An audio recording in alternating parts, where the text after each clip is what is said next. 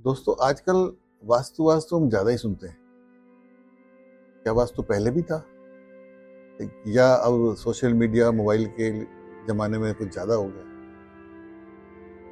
क्या ये है कि मोबाइल वास्तु पहले से ही है, लेकिन अब हमें पता चल रहा है ये क्या था, क्यों जरूरी है, इसके क्या इफेक्ट्स, क्या नहीं। आप जितनी भी पुरानी इमारतें उठा के देखेंगे, जो मंदिर उठा के देखेंगे, वो किसी न किसी एक वास्तु के आधार पर बनाए हुए हैं, तभी वो सालों से टिके हुए हैं, उनमें वो पॉजिटिविटी है। हम कोई भी चीज खरीदते हैं या लेते हैं कि बहुत सारी रिसर्च करते हैं।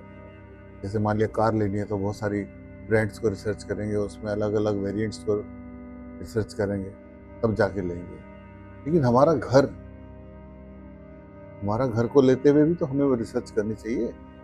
घर को लेते हुए या ले लिया है तो उसको कैसे हमने मेंटेन करना, कैसे रहना, ये हमारी ही तो ड्यूटी है कि हम उसको अच्छे से देखें क्या है ये।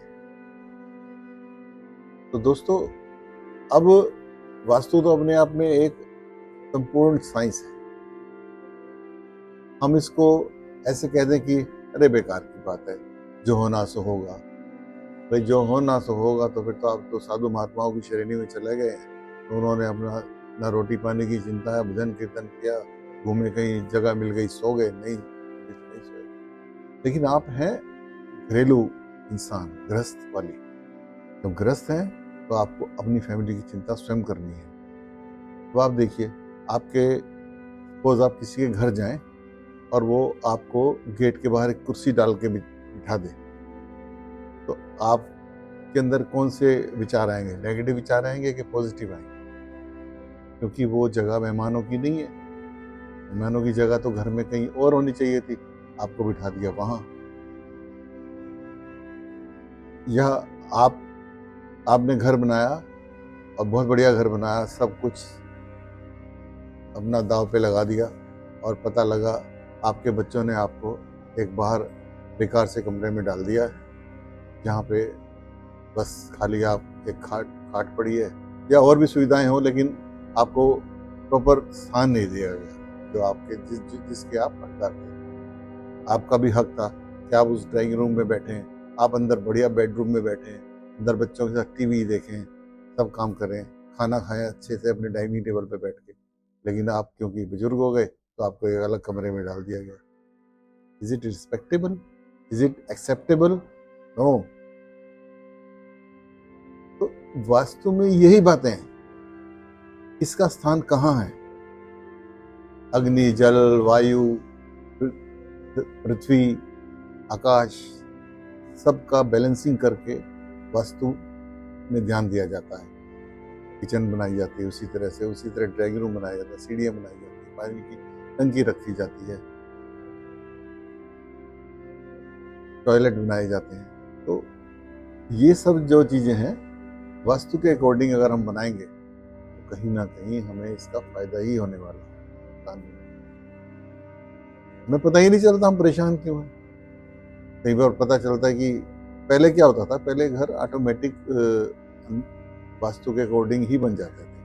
मान लिया आपने 2 रूम सेट भी बनाया तो कोई दिक्कत नहीं है, आपने 2 रूम सेट बनाया, आगे एक बरामदा डाल दिया, साइड में किचन डाल दी, दूर जाके एक शौचालय बनाया, थोड़ा सा घर से दूर, यानी कि जो रेजिडेंशियल पोर्शन है उससे दूर, गेट के आसपास या कहीं।